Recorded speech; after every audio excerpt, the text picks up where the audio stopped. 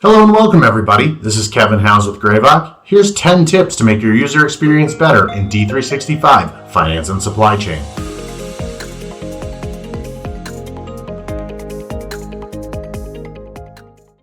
One tip that I do with every environment the minute I get into it is zoom things out.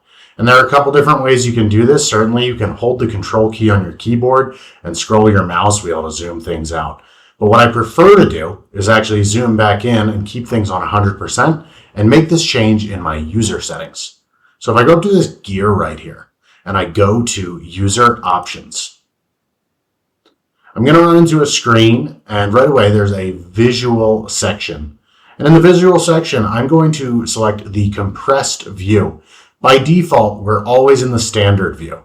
When we go to compressed, we're going to get a lot more visibility on the screen, and you're going to see that as soon as I return to the home page.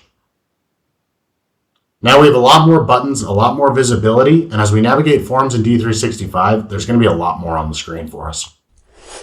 A piece of advice that I like to give to new users pretty often is multi-tabbing within your browser. A lot of times we feel like we're stuck in one session of the client in D365, and that's not the case. It's just a little different than we're used to. So if I were to want to access sales orders in D365, and let's say I wanted to access this sales order here. While having this sales order open, I may want to reference the sales order grid. And what I can do is I can go up to the tab in my browser and I can right click it and I can press duplicate tab right here to open up another session of D365. Now, I've landed on the sales order grid page. If I wanted to reference anything else while keeping my sales order open, I can continue navigating as normal in D365 in this tab. And let's say I wanted to go to all free text invoices. I can now navigate and reference whatever I need in the free text invoice form while keeping my sales order open and editable in my other browser tab. Sometimes we're looking for a specific form in Dynamics and we just can't seem to find it.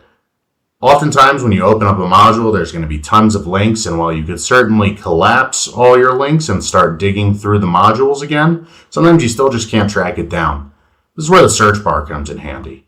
Now, the search bar is either going to be positioned up here in the top right next to the legal entity name, or it will be a bar dead center. And it's dependent on how your sysadmin configured your environment. For me, it's up here. Let's say I was looking for all vendors. With the search bar, I can just start to type all vendors, and it's going to load up not only buttons that'll take me into the all vendors form, which we'll see in a moment, but also show me the navigation paths on how to get there if I want to go in through the modules. So with a quick click, we're loading and we're going to be taken into the all vendors form. If you're a frequent flyer of a subset of forms in Dynamics, you can add them to your favorites. This will make things easier when you're navigating the system. To add a favorite, I can go into any module and I can hover over a specific link to a form. In this case, I'm looking at all vendors. And if I scroll to the right and click this star, it's going to be added to my favorites.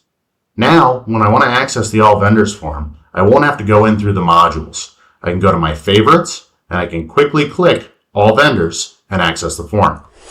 Another useful feature is our ability to rearrange and add columns to any given grid. We can see I'm in sales order 1427 here and I want to add a column. To do so, I'll click the ellipse button right here, which is our column options, and I'll press insert columns. Let's say I wanted to add the customer into the lines. I can check the customer and press update. This is going to bring that column into the sales order lines grid.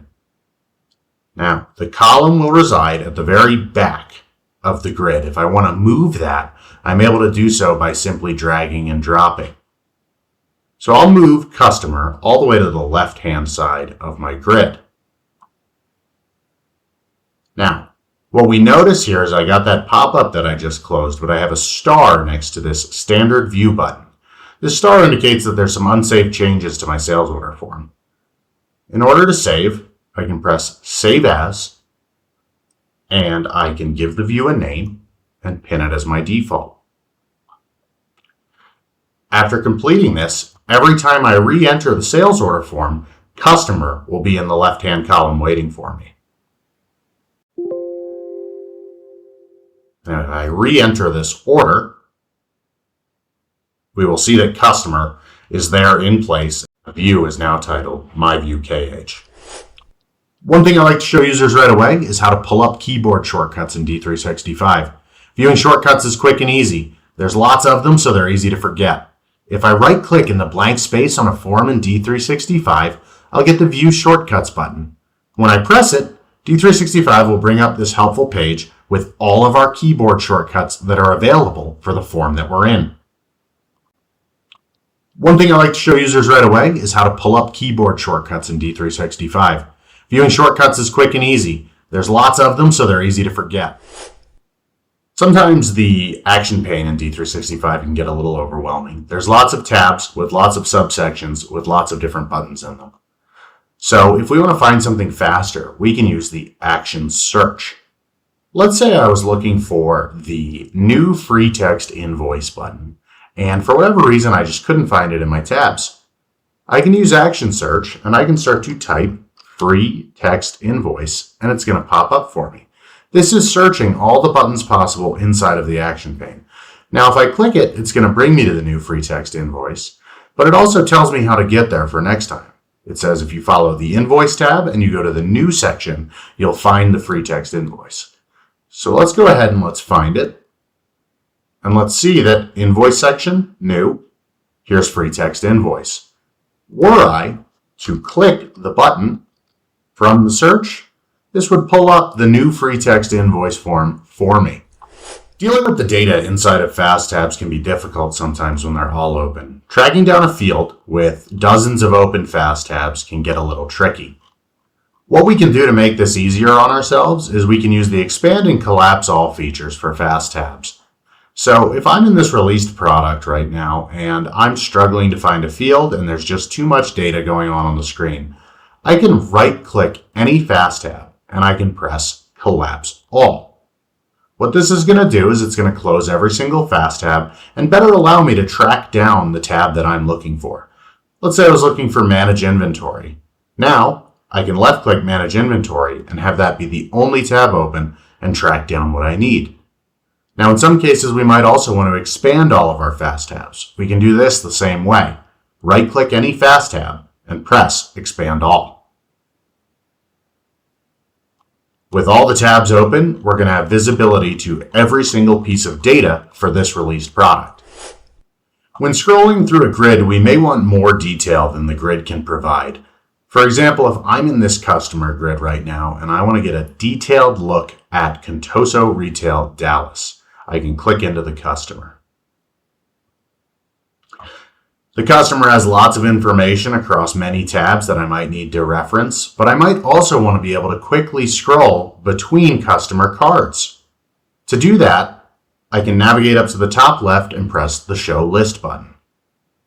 Show List is going to pull up all of the same customers that were in my customer grid, but now I can quickly tab between different customers at a more detailed level. This exists not only on the customer form, but many transactions, customer cards, and item cards. The Show List button is an extremely underutilized feature that really makes navigating between records easy. Let's talk about filtering a grid in Dynamics 365. It's quick and easy. Right now I'm in the Release Products grid. Let's say I wanted to get down to a subset of data for all these items that start with D0. And let's say I'm specifically looking for this car audio system. What I can do is open the item number header. And I have my criteria here set to begins with. We'll revisit these criteria later. What I can do is type in the characters D0 in the filter box and press apply. That begins with criteria has now given me every item that starts with characters D0. And now I can see my car audio system. If I wanted to get more specific, I could do D0005. This is the exact item number for the car audio system. This will return a result of just the item that I'm looking for. Now, there's multiple criteria in a filter that we can utilize.